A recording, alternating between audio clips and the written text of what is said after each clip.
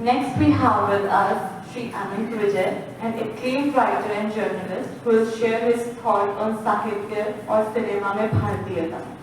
His talk will explore how Indian literature and cinema reflect the essence of Indian identity, bridging the past and present through cultural narratives. Anant Vijay is a senior journalist with Dainik Jagran, columnist and author with over 25 years of experience. He has received the National Award Swarn Kamal for Best Writing on Cinema and Ganesh Shankar Vidyarthi Samman. He has authored 14 books, including Marwar Ka Arth Satya, Ameti Sangram, Dynasty to Democracy, and Over the Top, OTT Ka Mayajal. His Sunday column in Dainik Jagran covers cinema, arts, and culture and is widely read. Currently working on a book about Kashmir, he also serves as a Vice Chairman of Executive Council of FTII, Pune, and has twice been a jury member of the National Film Awards. Let's give a warm welcome to Sri Anant Vijay.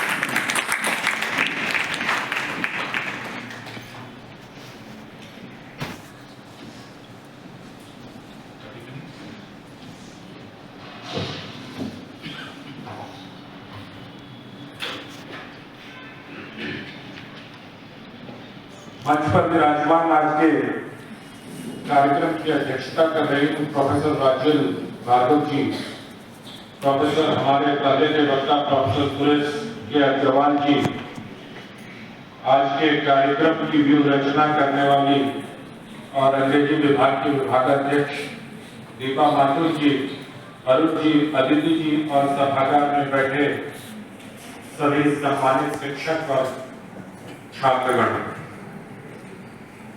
अभी बहुत विद्वतापूर्ण भाषण हुआ अग्रवाल साहब का, तो मेरी ना तो कंडीशनिंग वैसी है ना ट्रेनिंग वैसी है कि मैं इतने गूढ़ विषय को इतनी सरलता के साथ समझा सकूं। तो मैं चंद उदाहरणों के साथ, क्योंकि अपनी कंडीशनिंग हो जाती है, अकादमिक जगत की अपनी कंडीशनिंग होती है और हमें क्या होता है कि बहुत आसान शब्दों में अपने पाठकों तक अपनी बात पहुंचानी होती है। तो पहुंचते बात करते एक ही है, पर रास्ता हम लोग थोड़ा शॉर्टकट, थोड़ा सुगम, थोड़ा वो ले लेते हैं। अकादमिक जगत के लोग थोड़ा दुर्गम रास्ते को चुनते हैं और उससे किसी निर्णय तक पहुंचते हैं। मुझे जो आज विषय दिया गया वो हिंदी फिल्मों में और साहित्य में भारतीयता की बात की गई है, लेकिन ये पोस्ट कॉलोनियल नैरेटिव, आजकल हम लोग नैरेटिव बहुत सुनते हैं कि ये नैरेटिव जिसे देखो टेलीविजन पर चर्चा में मैं कई बार करता हूँ, हर व्यक्ति नैरेटिव कह रहा होता है, पर नैरेटिव होता क्या है, बनता कैसे है, ये मूल प्रश्न है। हमें इस पर थोड़ा सा विचार करना चाहिए। नैरेटिव कोई आलू का अचार नहीं है कि आपने मौसम में काटा, बोयाम में डाला और वो नैरेटिव तैयार हो गया। इसे बहुत लंबा वक्त लगता है और बहुत निरंतरता की आवश्यकता होती है। अगर मैं एक राजनीति का उदाहरण दूंगा, सबसे लोकप्रिय व्यक्ति हैं अभी प्रधानमंत्री, उनका अगर उदाहरण दीजिए तो देखिए किस प्रकार से नैरेटिव का गठन बनाते हैं। और आज से नहीं बना रहे, जब वो गुजरात के मुख्यमंत्री थे तब से वो इस नैरेटिव को बना रहे, जो अब 10-12% वहां तक पहुंच पाए। अब वो नैरेटिव क्या होता है कि कोई भी चीज या तो लिखी जाती है या पढ़ी जाती है, तो हम उसका एक पाठ तैयार करते हैं, टेक्स्ट बनाते हैं, और उस पाठ को निरंतरता के साथ अगर हम बढ़ाते रहते हैं तो उससे एक हम आख्यान रचते हैं। पाठ से जो आख्यान का रास्ता होता है वो बहुत लंबा होता है, और उस पाठ में जो नैरेटिव बनाता है उसमें दो आवश्यक अवयव अवश्य होते हैं। एक तो मुक्ति का स्वप्न और दूसरा उज्जवल भविष्य की कामना या उज्जवल भविष्य तक पहुंचने की बात। या तो शक्ल तरीके से कह रहे होते हैं या बहुत परोक्ष किसी तरह से वो करते हैं। जैसे आप याद करिए, नरेंद्र मोदी जी पहले आए 2014 में तो 25 की बात करनी शुरू कर दी, संकल्प से सिद्धि, ये नैरेटिव कर रहे हैं। तब लोगों ने चर्चा की थी, अरे यार ये तो तीसरे टर्म की बात कर रहे हैं, अभी तो कुछ हो ही नहीं रहा है, अब तीसरा टर्म भी पक्का कर दिया। लेकिन उस आदमी ने नैरेटिव बनाने के लिए, मैं नरेंद्र मोदी को एक केस स्टडी के तौर पर देखता हूं।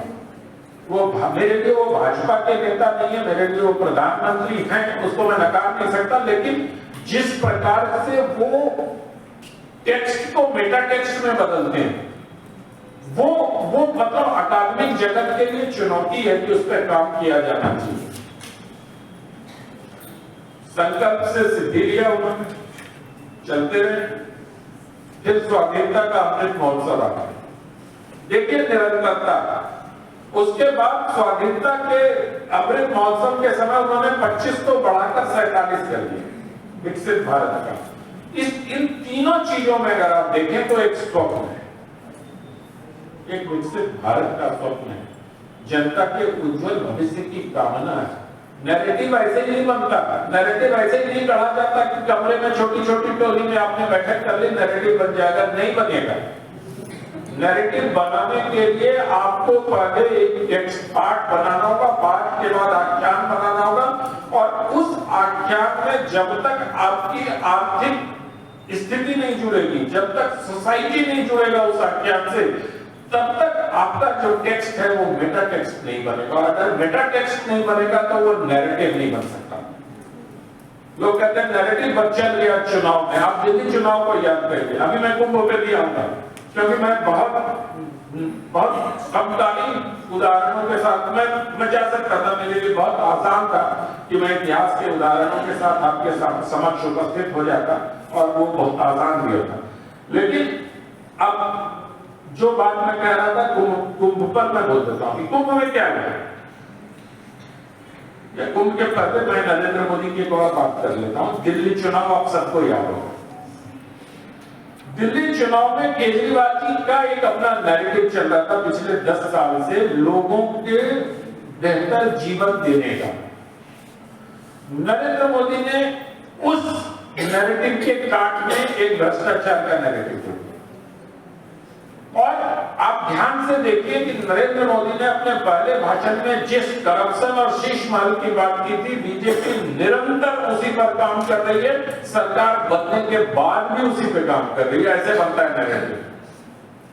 और जब उससे सोसाइटी जुड़ जाएगा, जब उससे आर्थिकी जुड़ जाएगी, फिर नैरेटिव बनेगा। तो जो पोस्ट कॉलोनियल नैरेटिव की हम बात करते हैं, नेहरू जी का नैरेटिव यूं नहीं बना था। नेहरू जी ने बहुत लंबे समय तक उस पर काम किया था, और सारे दुनिया भर में। अब पद्मावत, आप देखिए जायसी का जो एक पद्मावत है, यही राजस्थान में बहुत विरोध हुआ था उस फिल्म का। पद्मावत कक्षाओं में पढ़ाता जाता रहा, और वो एक टेक्स्ट के रूप में उपस्थित रहा। लेकिन जैसे ही उसके साथ आर्थिकी जुड़ी, फिल्म जुड़ा, लोगों का जुड़ा हुआ, पैसे आए, वो टेक्स्ट से मेटा टेक्स्ट में। तो इससे एक, और पूरे देश में उसका एक नैरेटिव बना कि राजपूतों की लड़कियां ऐसे होती वैसे होती, उस पर हमें नहीं जाना। मैं तो सिर्फ ये उदाहरण देना चाहता हूं कि किस प्रकार से नैरेटिव बनता है, और हम बहुत जल्दी में होते हैं, जल्दी से नैरेटिव बना सकते। जैसे H2SO4 डाला और वो कुछ पानी निकल जाता। मैं विज्ञान का छात्र नहीं हूं, लेकिन तो मुझे लगता है कि नैरेटिव बहुत लंबे समय तक है। जैसे मैं अब सिनेमा पर आता हूं, आज के मूल विषय पर। आप सब लोगों को, जो फिल्म प्रेमी होंगे चाहे जो नहीं होंगे, उनको मैं बताऊंगा कि जब भारत में फिल्मों की शुरुआत हुई, तो आप फिल्मों के नाम को याद करिए, किस प्रकार की फिल्में बना करती। दादा साहब फाल्के में कौन सी फिल्म बनाई? राजा हरिश्चंद्र, कालिया मर्दन। उसके बाद की फिल्मों का नाम याद करिए, सीता स्वयंवर, सती अंजलि, वैदेही जनक, अहिल्या उद्धार, श्री रामचंद्र, लव कुश, राम रावण युद्ध, सीता विवाह, सीता स्वयंवर, सीता हरण, ये फिल्में बनती थी। ये अनायास नहीं था, क्योंकि हमारा जो नैरेटिव चल रहा था हमारे समाज में, जो विमर्श चल रहा था, जो हमारे फिल्मकार उसके प्रभाव में आकर इस प्रकार की फिल्में बनाना शुरू हो। और फिल्मों में बनते रहने के बाद चाहे कोई भी फिल्मकार आया, चाहे, और मुझे तो ये अभी मैं जब यहाँ के लिए रिसर्च कर रहा था तो लंका दहन के नाम से दादा साहब फाल्के ने एक फिल्म बनाई थी 1917 में, और उन्होंने अपनी आत्मकथा में लिखा है कि उस फिल्म ने इतनी कमाई की, तब तो 4 आने 2 आने 8 आने की 8 आने तो बहुत महंगा हो गया, 4 आने और 2 आने के टिकट मिला करते थे। तो बोरी में सिक्कों को भर के बैलगाड़ी में ले जाना पड़ता था उनको। ये हमारा था। आज हमारे बेचारे अभिनेता दर बदर भटकते रहते हैं, कभी जयपुर के राज मंदिर में, कभी कहीं मेरी फिल्म देख लो, नहीं बनता नैरेटिव उससे, क्योंकि वो सोच नहीं पाते। उनको लगता है कि बाहर तुरंत आएंगे और तुरंत फिल्म हिट करा लेंगे। अमिताभ बच्चन को भी फिल्म हिट कराने के लिए उनकी जो आज से 50 साल पहले सलीम जावेद साहब ने उनको एक एंग्री यंग मैन की छवि दी, उनको 10 साल लगे हिट कराने और वो गाढ़ा करना। तो मेरा यही कहना है कि जिस प्रकार से अभी मैं इसी वर्ष गोवा में ईफी महोत्सव में गया था, तो वहां दादा साहब फाल्के की फिल्म थी कालिया मर्दन, उसको रिस्टोर किया है भारत सरकार ने। 50 मिनट की फिल्म है और बहुत अच्छा लगा उसको देखना, मूक फिल्म को देखना।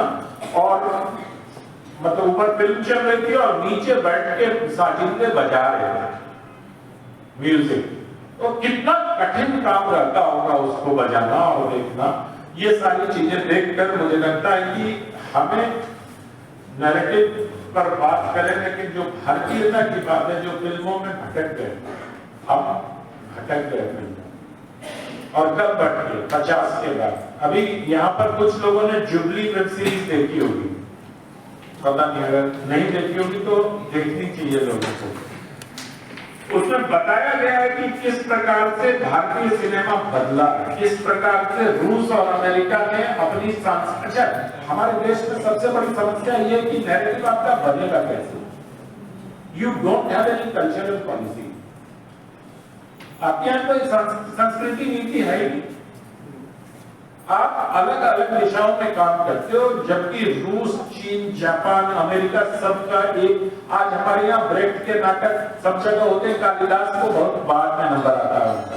ब्रेक्ट का नाटक करने वाला जो रंगमंच का कलाकार होता है वो थोड़ा श्रेष्ठ माना जाता है, शेक्सपियर के नाटक को करने वाला थोड़ा श्रेष्ठ माना जाता है। तो ये सारी समस्या, बहुत सारी समस्याएं हैं। अब हमारी फिल्मों में आपको एक मैं किस्सा बताता हूँ। 1957 की फिल्म है मदर इंडिया, वो बहुत सारे लोगों ने देखी होगी, क्योंकि वो बहुत ही, उसमें सुखी लाला और राधा का वो सीन याद होगा, जब सुखी लाला उसको जबरदस्ती करना चाहता है उसके साथ, और पीछे लक्ष्मी जी की आरती हो रही होती है। आरती करने के बाद वो उसके साथ बदतमीजी कर रहा होता है सुखी लाला। ये फिल्म भारत की तरफ से ऑस्कर में भेजी गई, और इस फिल्म को ऑस्कर क्यों नहीं मिला, ये बड़ी दिलचस्प घटना है। 7 लोगों की जूरी थी, 7 ने एक स्वर से कहा इसकी कहानी बकवास है। तो चर्चा हुई, जैसे जूरी में हम लोग भी होते हैं तो चर्चा हुई, भाई क्या बकवास है? बोला यार, that man was asking for a sexual favour and that lady refused. अब उनको ये समझ ही नहीं आया कि भारतीय संस्कृति क्या है। उनको तो लगा कि यार वो एक छोटा सा सेक्सुअल फेवर मांग रहा है, सुखी लाला पैसे दे देगा, वो इतनी मजबूरी में जी रही है। लेकिन ये भारत की नारी है, वो अपना सब कुछ दांव पर लगा सकती है। तो इस प्रकार का नैरेटिव पश्चिम को समझ में नहीं आता, और इस प्रकार के नैरेटिव को बनाने के लिए अभी हमें दशकों लगे। हो सकता है 2047 में भारत विकसित राष्ट्र बन जाएगा, लेकिन इस प्रकार के नैरेटिव, जो भारतीय नैरेटिव था, क्योंकि आप देखो ना 600-700 साल से आपके नैरेटिव को दबाया गया। अब आप स्वाधीन अवश्य हैं, पर स्वतंत्र हैं कि नहीं है पता नहीं, आपका अपना तंत्र है कि पता नहीं। ये कश्मीर फाइल्स का एक डायलॉग है ना, सरकार भले बदल गई है, सिस्टम तो हमारा ही है। तो मुझे लगता है कि इन सब चीजों पर अगर विचार करेंगे तो आप देखो गमनों के माध्यम से भारतीय संस्कृति को किस प्रकार भ्रष्ट किया और इतना सुगर कोटेड कि आप समझ ही नहीं पाएंगे। आपको अरे यार ये गाने सुनते बहुत अच्छा है। अब एक गाना ऐसा फिल्म सत्यम शिवम सुंदरम का एक गाना है, चल सन्यासी मंदिर। बहुत सारे लोगों ने ये गाना सुना होगा, किसी और फिल्म का है। हाँ ठीक है, अब उसकी कुछ पंक्तियां देखिए, मैं आप लोगों के सामने आपके विचार के लिए प्रस्तुत कर रहा हूं। चल सन्यासी मंदिर में तेरा चिमटा मेरी चूड़ियां दोनों साथ बजाएंगे। चलो यहां तक तो फिर भी ठीक है। रेशम सा ये रूप सलोना यौवन है या तपता सोना, तेरा चोला मेरी चुनरिया साथ साथ रंगवाएंगे, मेरा रूप तेरी जवानी मिलकर ज्योत जलाएंगे। अब इतना सुगर कोटेड है कि लोग समझ ही नहीं पाते कि दरअसल गीतकार कहना क्या चाहता है। किस प्रकार से नैरेटिव बनाने का प्रयास किया जा रहा है भारतीय फिल्मों में संगीत के माध्यम से। परिणाम क्या हुआ, 60 और 70 के दशक के गानों को देखिए, क्या क्या गाने बजे। मैं चोली के पीछे क्या है की बात नहीं करता, मैं राणा की माफ करना की बात नहीं करता, सरकाई घटिया की बात मैं नहीं करता, लेकिन मणिरत्नम जैसा फिल्मकार जब रुक्मिणी गाना बजाता और हम लोग आह्लादित होते, उसकी पंक्तियां कभी देखिए मैं क्या कहता है गीतकार। गुलजार साहब जिनको स्लमडॉग मिलियनेयर के लिए ऑस्कर मिलता है, रिंग रिंग रिंगा करके उनका एक गाना है, उस गाने की पंक्तियां कभी ध्यान से सुनिएगा किस प्रकार से नैरेटिव बनाया जाता है, समझ में आ जाएगा। उसमें क्या कहते हैं गुलजार साहब जिनको लेते हम सब लोग बड़े नॉस्टैल्जिक है, इनके जैसा मतलब रेशमी शब्दों का चयन और ये सब गुलजार साहब जो करते। गुलजार साहब ये देखिए, ये गुलजार साहब है। खटिया पर मैं पड़ी थी, गहरी नींद में पड़ी थी, एक खटमल था सयाना, मुझ पे था उसका निशाना, चुनरी में घुस गया धीरे धीरे। ये गुलजार साहब है, ऑस्कर मिला। हम दरअसल और फिल्मों का और साहित्य, अभी तो मैं साहित्य पे आऊंगा तो आपके मुंह से ज्यादा बड़ा शेर से निकलेगा, क्योंकि साहित्य में इससे ज्यादा नैरेटिव गढ़ने का प्रयास किया गया। मैं कुंभ की बात कर रहा था, कुंभ में बहुत सारे दलों के नेताओं ने कुंभ का विरोध किया।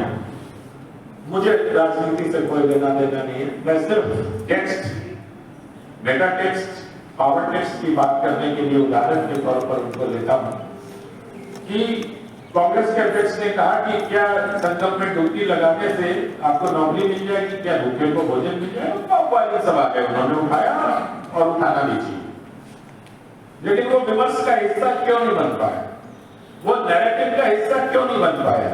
अखिलेश जी ने भी कुंभ में की गंदगी को लेकर सवाल उठाए, वो नैरेटिव का हिस्सा क्यों नहीं बन पाया। और तो और भगदड़ में लोगों की मृत्यु के बाद भी वो नैरेटिव का हिस्सा क्यों नहीं बन पाया। इसका उत्तर प्रेमचंद देते अपने एक निबंध में, जो उनकी पुस्तक प्रेमचंद के श्रेष्ठ निबंध में दर्ज है। प्रेमचंद जी कहते हैं, मैं उनको एग्जैक्ट कोट करके बताता हूँ, इस दोनों की सभा है, कुछ उल्टा पुल्टा ना हो जाए। हाँ, प्रत्येक जाति के जीवन में एक प्रधान गुण होता है, जाति मतलब कास्ट नहीं। जैसे प्रेमचंद जी के जमाने में जाति मतलब कास्ट नहीं होता था, इसलिए जो लोग कहते हैं कि 2000 साल से हमारे साथ अत्याचार हुआ है, उनको प्रेमचंद को पढ़ना चाहिए। अंग्रेज जाति का प्रधान गुण पराक्रम है, फ्रांसीसियों का प्रधान गुण स्वतंत्र प्रेम है, उसी भांति भारत का प्रधान गुण धर्मपरायणता है। ये प्रेमचंद है। अब आपको समझ में आएगा कि जो नैरेटिव प्रेमचंद ने रचा था 1917, 18, 20, 22 में, वो कुंभ के समय आके उस नैरेटिव वो कितना गहराई से लोगों के मन में घुसा हुआ है कि इतनी बाधाओं के बाद, इतने लोगों को करने के बाद, भक्तर में, दिल्ली में, प्रयागराज में मौत होने के बाद लोगों की संख्या में कमी क्यों नहीं होती है? ये नैरेटिव का असर है, ये नैरेटिव का असर है। एक प्रेमचंद ने जो बात कही थी, हालांकि उन्होंने ये भी कहा था कि पश्चिमी विचारों के असर से हमारे धर्म का सर्वनाश हुआ जाता है, हमारा वर्तमान धर्म मिटता जाता है, हम अपनी विद्या को भूलते जाते हैं, अपने रहन सहन रीति रिवाज से विमुख होते जाते हैं, हमारा अद्वितीय सामाजिक संगठन छिन्न भिन्न हुआ जाता है। पश्चिम की देखा देखी धनोपार्जन ही हमारे जीवन का लक्ष्य होता गया है। अब आप देखिए, एक नैरेटिव ये बनाया गया, यूएसएड की बड़ी चर्चा हो रही है इन दिनों। मैं ताजा उदाहरणों के साथ आपको इसलिए बात कर रहा हूं कि हम एक दूसरे से कनेक्ट हो सके। भारत में सेवा के बदले धन लेने की परंपरा कभी रही, ये नैरेटिव कभी नहीं रहा हमारे। जो ये NGO, क्या उसका हिंदी पता नहीं क्या होता है, गैर सरकारी संगठन के अलावा भी कुछ होता है, तो उसमें मतलब हमको पैसा दीजिए तब हम सेवा करें। उनका जो वो MOA बनाते हैं, रजिस्टर कराते हैं अपने NGO को, तो उसमें यही रहता है, उसके मोटिव में लिखा होता है कि हम जनता की सेवा करेंगे, इसके लिए हम धन लेंगे। ये भारत के नैरेटिव का हिस्सा नहीं। मैकाले की बात अग्रवाल साहब कर रहे थे, मैं नहीं जाऊंगा उसमें, क्योंकि वो बहुत ही अच्छा। आप लोगों को, आप सब विद्वान लोग बैठे हैं, प्रेमचंद लेफ्टिस्ट थे या नहीं थे? अच्छा, प्रेमचंद के इस लेख में जो उन्होंने लिखा है स्वराज्य के फायदे, उसके पहला वाक्य है जिसमें वो कहते हैं कि ईश्वर से प्रार्थना करता हूं कि भारत को स्वराज्य दी। और इस लेख में 14 जगह ईश्वर, इस भगवान ईश्वर उन्होंने किया। तो ये ऐसे लेफ्टिस्ट हैं जो सनातनी भी। तो हो सकता है उस जमाने में प्रेमचंद के बारे में ये कहा गया कि प्रेमचंद ने प्रोग्रेसिव राइटर्स एसोसिएशन की स्थापना की, और बहुत विश्वविद्यालयों में या विद्यालयों में छात्रों के साथ बातचीत करते हुए मुझे यही बताया जाता है कि उसके इनॉग्रल भाषण दिया उन्होंने। जबकि प्रेमचंद ने स्वयं लिखा है कि मैं अपने दोस्त के साथ वहां चला गया था और मुझे सज्जाद जहीर ने कहा कि आप यहाँ भाषण दे दीजिए, तो मैंने वहां एक भाषण दे दिया। मेरा संस्थापकों में कोई ये नहीं है। मैंने कई PWA के लोगों से कहा कि अगर प्रेमचंद संस्थापक थे तो कहीं दस्तखत होगा, मुझे लिखा तो नहीं, लेकिन वो थे नहीं। और इसको जैसे लोग कहते हैं ना, इसको गाढ़ा कहां से किया गया? इसको गाढ़ा किया गया यूनिवर्सिटी से। मैं आज इस अवसर का लाभ उठाते हुए आप लोगों के बीच में फूड फॉर थॉट छोड़ के इसीलिए जानना चाहता हूं कि चाहे प्रेमचंद हो, चाहे निराला हो, निराला के बारे में भी बताया गया कि वो जनवादी थे। अगर निराला जनवादी थे तो राम जनवादी थे कि नहीं थे, ये सवाल मैं पूछता हूं। राम तो 12 साल वनवास उन्होंने SC/ST के साथ ही काटे ना, वनवासियों के साथ ही काटे, तो उनसे बड़ा जनवादी कौन हो सकता है? अगर निराला को जनवादी आप घोषित करते हैं तो निराला ने न केवल कल्याण के हिंदू अंक में, कृष्ण भक्ति अंक में और 1-2 अंक में लेख लिखे हैं सनातन धर्म पर, बल्कि रामचरितमानस के उन चौपाइयों का सरल हिंदी में अनुवाद किया गया जिसे भाई लोगों ने, मतलब अब निराला की मृत्यु के दशकों बाद तक छपने नहीं दिया। वाणी प्रकाशन के अरुण माचवरी को बनारस के फुटपाथ पर कुछ पढ़ने के लिए उस किताब के, फिर वो लाए, फिर उन्होंने बड़ी मेहनत से तो वो किताब 2 साल पहले प्रकाशित। आप निराला रचनावली उठा के देख लीजिए, आपको उसमें कल्याण के अंक नहीं मिलेंगे, हिंदुओं से संबंधित लिखे लेख उनके नहीं मिलेंगे। तो क्या ये किसी खास समुदाय पर लिखे गए निराला के लेख को दबा देना उचित था? क्या ये नैरेटिव बनाने का एक हिस्सा था? इसको इस तौर पर देखा जाए। आचार्य रामचंद्र शुक्ल का नाम बहुत लोगों ने सुना होगा, क्योंकि अंग्रेजी विभाग का कार्यक्रम है, तो शुक्ल जी अंग्रेजी में भी लिखा करते थे। उनके अंग्रेजी के निबंध बहुत प्रसिद्ध रहे, तो मुझे लगता है कि मैं थोड़ा संक्षेप कर लेता हूं। रामचंद्र शुक्ल जी ने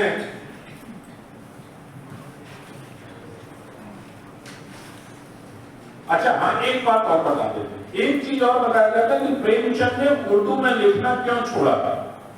कोई बता सकता है सभागार में? प्रेमचंद ने उर्दू में लिखना क्यों छोड़ा था? प्रेमचंद ने उर्दू में लिखना इसलिए छोड़ा कि हमें यह बताया गया कि उन्होंने एक सोचे वतन नाम से कहानी संग्रह बनाया था, जिसको पकड़ लिया गया, उस पर पाबंदी लगा दी गई और कानपुर के कलेक्टर ने उनको बुलाकर बहुत फटकारा, तो उन्होंने कहा कि उर्दू में नहीं लिखना चाहिए, अब हम हिंदी में लिखते हैं। हमें यही पढ़ाया गया और हम यही जानते थे जब तक मैंने एक किताब साहित्य अकेडमी से आई थी, हाँ 1964 में एक पुस्तक साहित्य अकेडमी से प्रकाशित हुई थी, जिसको मैंने अभी देखा 2019-20 में। उसके पहले मुझे भी यही कहानी पर यकीन था। इस पुस्तक में 1 सितंबर 1915 का प्रेमचंद का अपने मित्र मुंशी दया नारायण निगम को लिखे हुए अंश को उद्धृत किया गया है। प्रेमचंद स्वयं लिखते हैं, अब हिंदी में लिखने की मशक भी कर रहा हूं। मशक मतलब अभ्यास कर रहा हूं। उर्दू में अब गुजर नहीं है। यह मालूम होता है कि बाल मुकुंद गुप्त मरहूम की तरह मैं भी हिंदी लिखने में जिंदगी सर्फ कर दूंगा, मतलब खर्च कर दूंगा। उर्दू नवीसी में किस हिंदू को फैज हुआ है जो मुझे हो जाएगा? फैज मतलब लाभ। ये प्रेमचंद कह रहे हैं 1915 में। ये क्यों गायब किए गए हमारे, क्यों नहीं बताया गया? तो जब भी इतिहास लेखन की बात होती है, मैं कहता हूं इतिहास फिर से लिखने की आवश्यकता नहीं है, इतिहास लेखन के टेम्पलेट को बदलने की आवश्यकता है। इतिहास तो लिखा जाएगा, आप टेम्पलेट तो ठीक कर लो पहले कि आप क्या लिखना चाहते हो, क्या नहीं लिखना चाहते हो। तो अब ये क्यों हुआ? क्योंकि उर्दू लेखकों ने प्रेमचंद पर बहुत प्रहार किया और कहा कि एक हिंदू उर्दू में कैसे लिख सकता है। और इसकी फिर बहुत लंबी कहानी है, नागर सिंह ने भी इस पर बहुत लंबा लिखा है।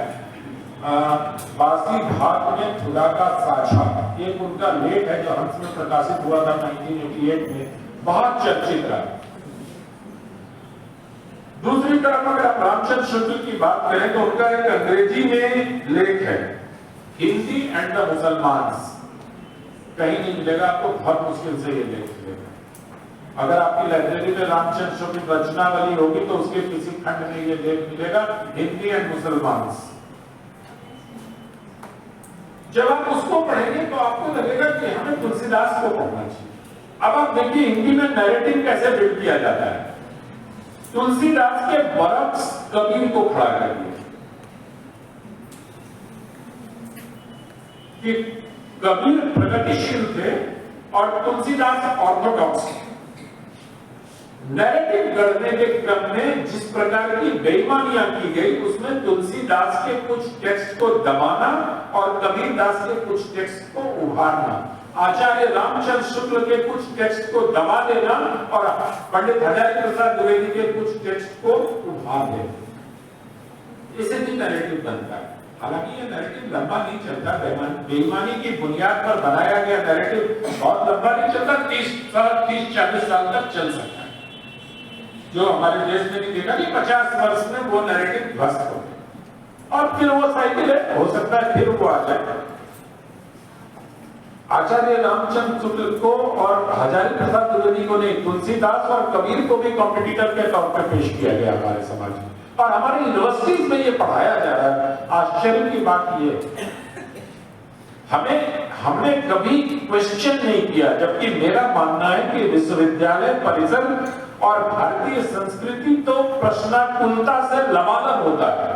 हमारे मन में अगर प्रश्न नहीं उठ रहे हैं तो कैसे बनेगा नैरेटिव? इसीलिए पोस्ट हम लोग दरअसल स्टेटस क्विस्ट होते चले गए।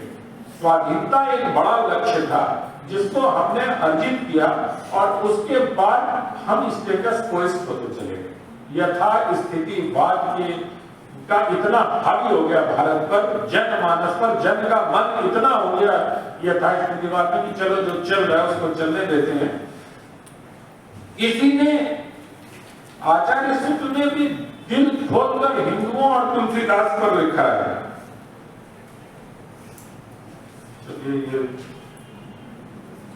अब तुलसीदास के महत्व को भी कम करने का प्रयास किया गया है, लेकिन तुलसीदास जी ने जो वही रामचरितमानस जो है वो नैरेटिव का प्री कॉलोनियल नैरेटिव से लेके पोस्ट कॉलोनियल नैरेटिव तक का सबसे बड़ा उदाहरण है।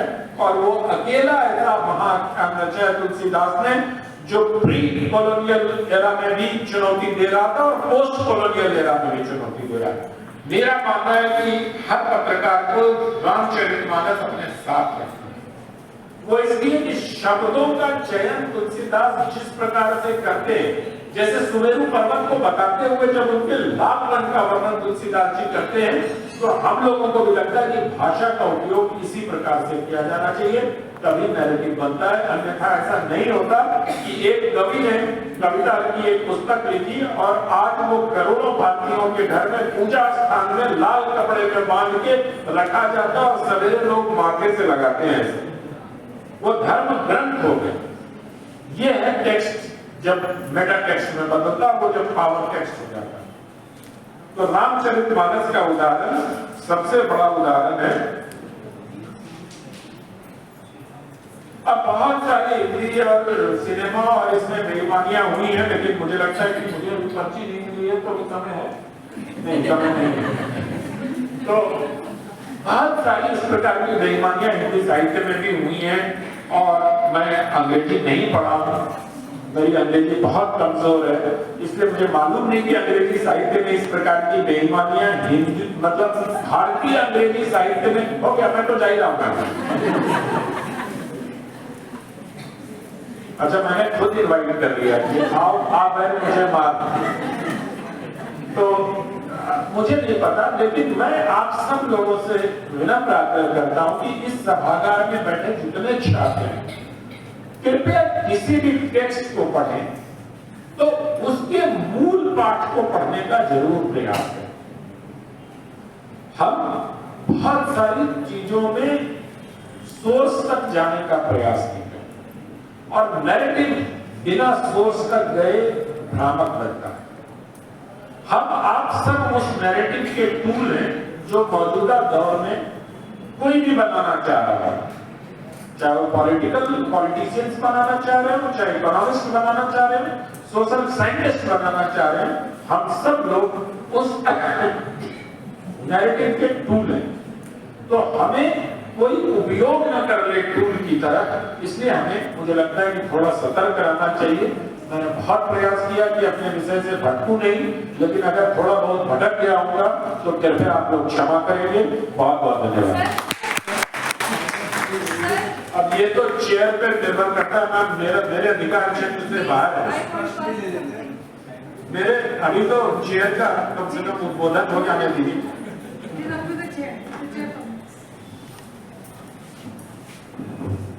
Thank you, sir. That was really interesting. We will openly state for questions after a while, for sure.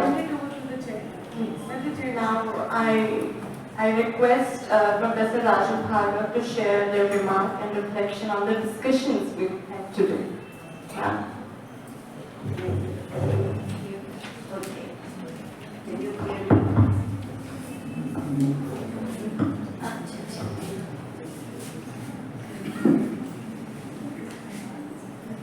Thank you both, Suresh ji and Anand ji, for such comprehensive discussions.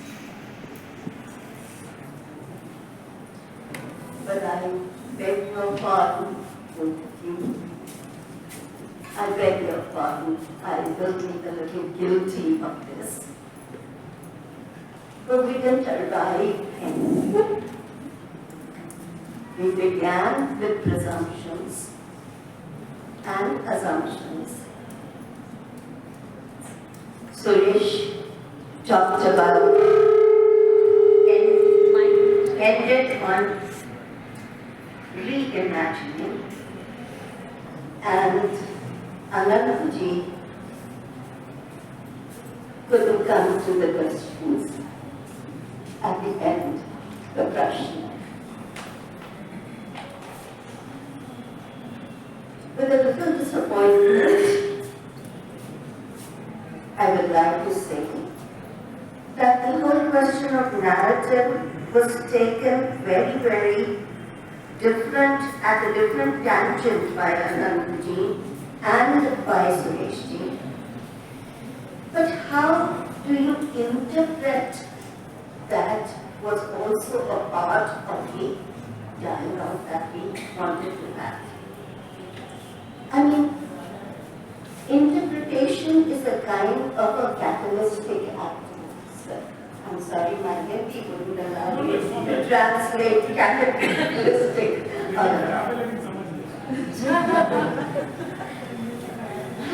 So,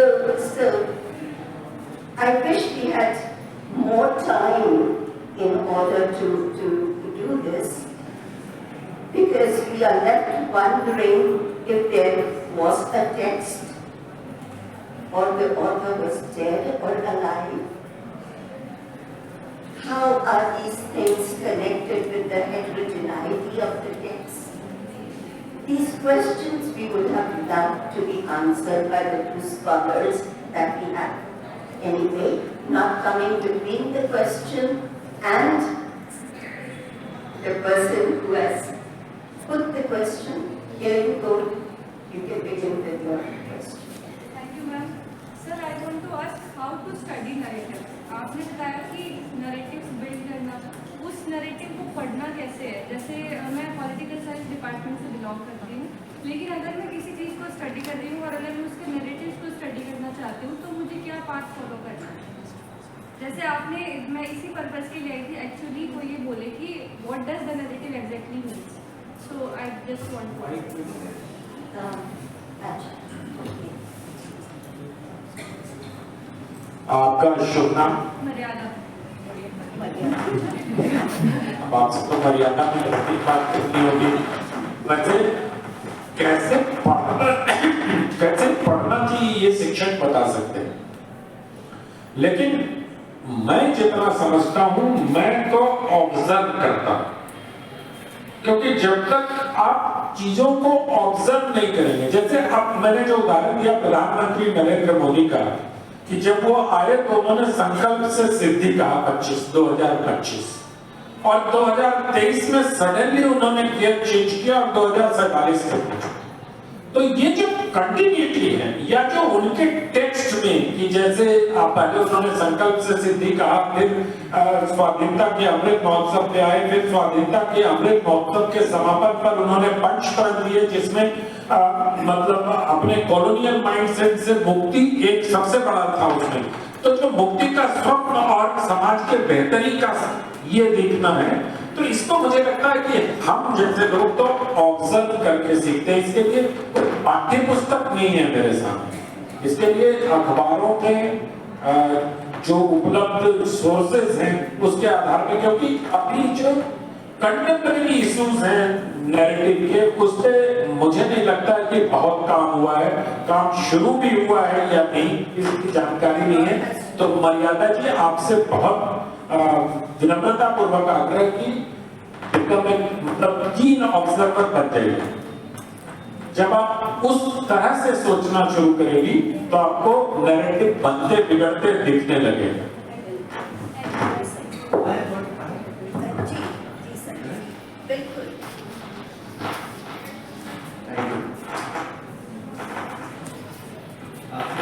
की बात की है, एक प्रश्न मैं बहुत दिनों से सोच रहा हूँ, ये बस का संक्षेप में उत्तर जाना चाहूँगा।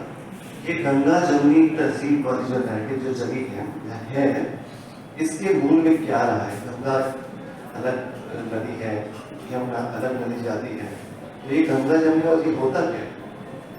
एक दूसरा कि मैं अपनी जेब में हनुमान चालीसा ही लेकर चलो, कुरान क्यों नहीं लेकर चल सकता हूँ, बाइबल क्यों नहीं लेकर चल सकता हूँ?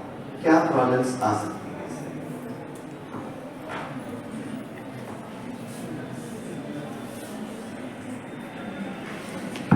दूसरे सवाल का जवाब दे देता हूँ। आप अपने पॉकेट में रामचरितमानस भी लेके चलिए, किसी को प्रॉब्लम नहीं है। क्या प्रॉब्लम? मुझे तो नहीं लगता। मैंने तो अपने डेस्क पे ऑफिस में गीता और रामचरितमानस दोनों का गुटका संस्करण रखा हुआ है। मैं तो उसको सोर्स ऑफ नॉलेज के तौर पर देखता हूँ कि जब मैं कहीं फंसता हूँ तो मुझे, जब मैं कोई आर्टिकल लिखता हूँ सर, और मुझे, क्योंकि आर्टिकल लिखने में सबसे मुश्किल होती है शुरुआत कहाँ से करें, तो मुझे 2-3 लोग हैं जिनको मैं पलट लेता हूँ तो शुरुआत मिल जाता है। हरिशंकर परसाई है, एक गीता है, और एक रामचरितमानस और एक मंटोर। इनके अगर समग्र को आप रख लेंगे तो कहीं पढ़ने में तो कुछ ना कुछ उदाहरण मिल जाए। और एक बात जो आप कह रहे थे, गंगा जमुनी तहजीब, ये स्वाधीन भारत का सबसे बड़ा फ्रॉड है। मैं बहुत जोर देकर कहता हूं, ये स्वाधीन भारत का सबसे बड़ा फ्रॉड और विभाजक है, समाज को तोड़ने वाला है, विभाजन करने वाला है। क्योंकि जैसे आप हिंदुओं को गंगा और मुसलमानों को जमुना कहते हैं, आप बांट देते हैं आइडेंटिटी में, उनको भारतीयता की आइडेंटिटी से अलग कर देते हैं। उनको कहते हैं कि तुम हिंदू हो, तुम मुस्लिम हो, और इस पर लाहौट होकर हम चलते हैं कि गंगा की तरकीब में इस देश को बनाना है। ये जो नैरेटिव गलत तरीके से हमारे समाज में बनाया गया, मुझे लगता है जैसे एक और गलत नैरेटिव हमारे समाज में कि भारत विभिन्न संस्कृतियों का देश। बचपन से सब पढ़ते रहे हम लोग, अरे भारत की संस्कृति एक ही है, हम वहां विविधता का उत्सव मनाते हैं। आप कश्मीर में चले जाइए, वही संस्कृति है, तमिलनाडु में चले जाइए, वही संस्कृति है। हम उसको सेलिब्रेट करने का तरीका अलग है। तो ये सब जो नैरेटिव हमारे दिमाग पे लादा गया, मैं इसीलिए कहता हूं कि इतिहास बदलने की जरूरत नहीं है, टेम्पलेट बदलने की जरूरत है। इसकी शुरुआत स्वाधीनता के तुरंत बाद। Any other questions? Yes.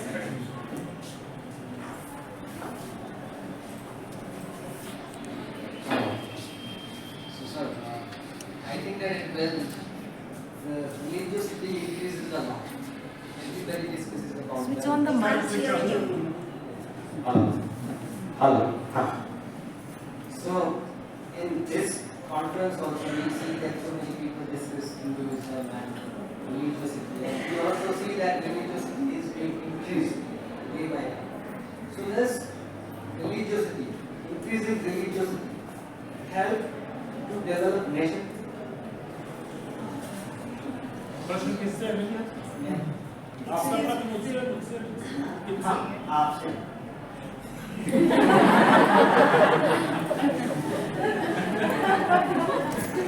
देखिए, धर्म को अगर रिलीजन समझेंगे तो मैं आपके प्रश्न का उत्तर नहीं दूंगा।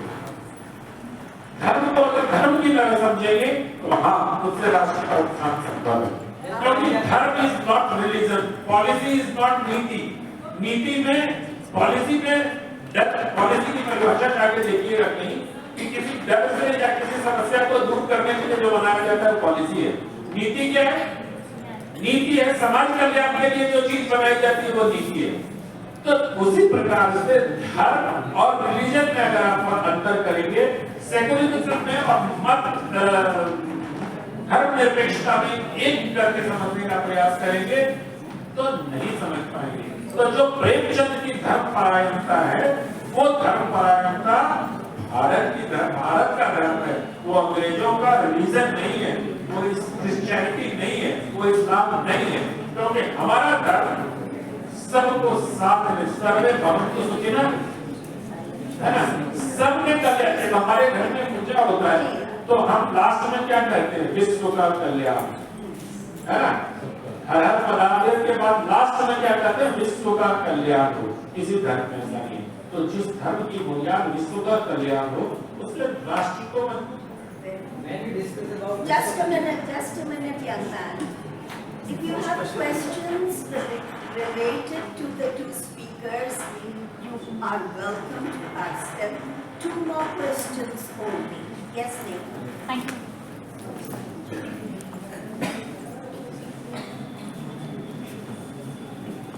सबको नमस्कार और मेरा प्रश्न श्री अनंत विजय जी से है। जैसा आपने बात में हिंदी में प्रश्न पूछ रही हूँ आपसे।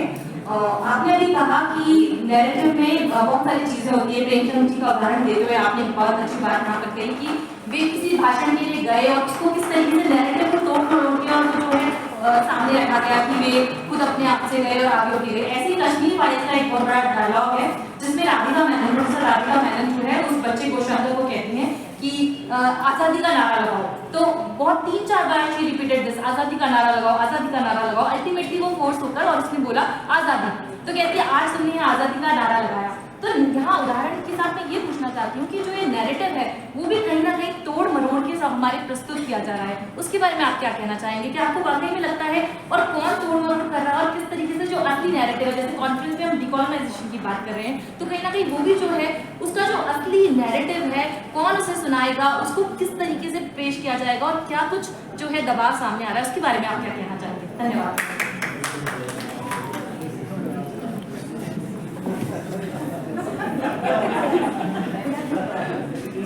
इसका ये मैम बोल रही है कि किन्हीं 5 प्रश्नों के उत्तर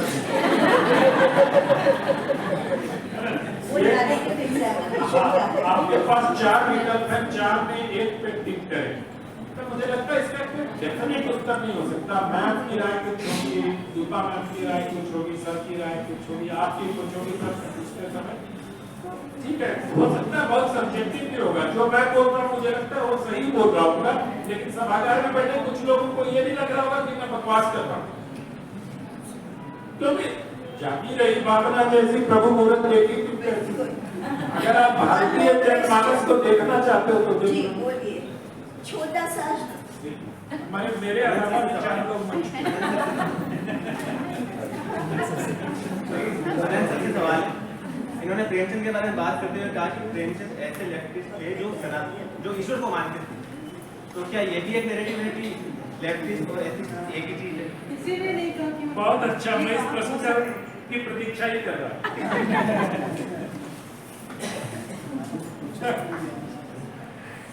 आप सबसे बड़ा लेफ्टिस्ट इंटेलेक्चुअल किसको मानते हैं भारत में?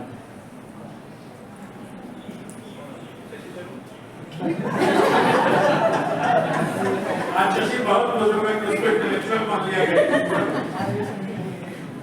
वैसे वो कांग्रेसी है, हाँ लेफ्टिस्ट नहीं। और आप थोड़ा क्लियर भी हो गया तो 3 दिनों से। आप जो प्रश्न पूछ रहे हैं ना लेफ्टिस्ट, आप अपना तो मैंने प्रेमचंद को लेफ्टिस्ट नहीं, मैंने प्रश्न पूछा कि क्या प्रेमचंद लेफ्टिस्ट है क्या। दूसरी बात ये कि लेफ्ट के लोगों, लेफ्ट की एक आइडियोलॉजी है, आरएसएस की एक आइडियोलॉजी है। आप किसी भी लेफ्ट के बड़े से बड़े नेता के सिर्फ मृत्यु उपरांत की विधि विधान को देख लीजिए और आरएसएस के किसी नेता के मृत्यु उपरांत के विधि विधान को देख लीजिए, आपको अपने प्रश्न का उत्तर मिल जाएगा। हर लेफ्टिस्ट चाहता है कि सनातनी पद्धति से उसका संस्कार किया जाए और हर आरएसएस का नेता क्या करता है या स्वयंसेवक या प्रचारक मृत्यु के बाद के दान कर दिया। यही फर्क। Thank you.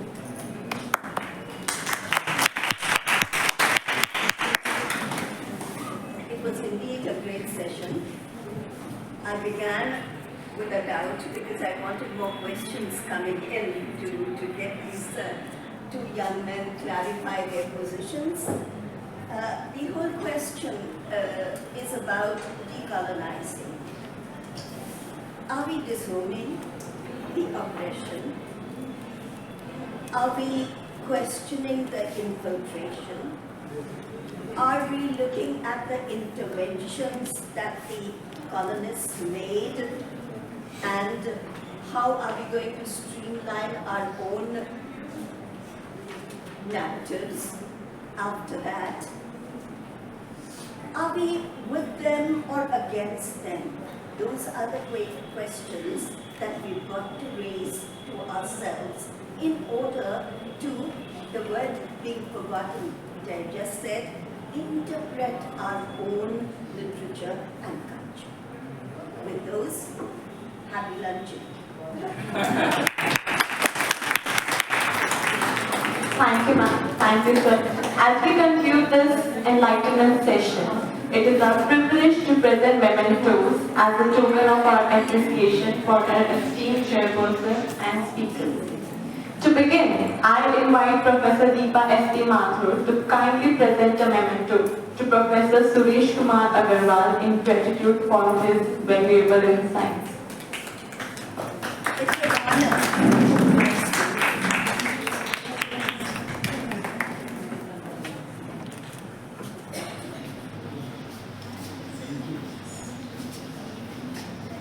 Thank you, ma'am. Thank you, sir.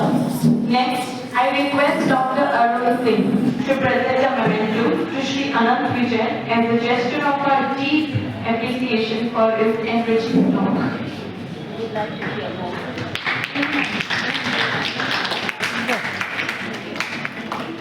Finally, I invite Dr. Atif Kalra to honor our session chair, Professor Raju Thardo, in recognition for her kindness and scholarly contribution.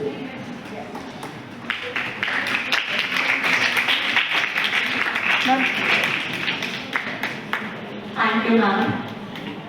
With this, we extend our heartfelt gratitude to all the distinguished speaker and chairperson for their invaluable presence. Let's give them a big hand round of applause.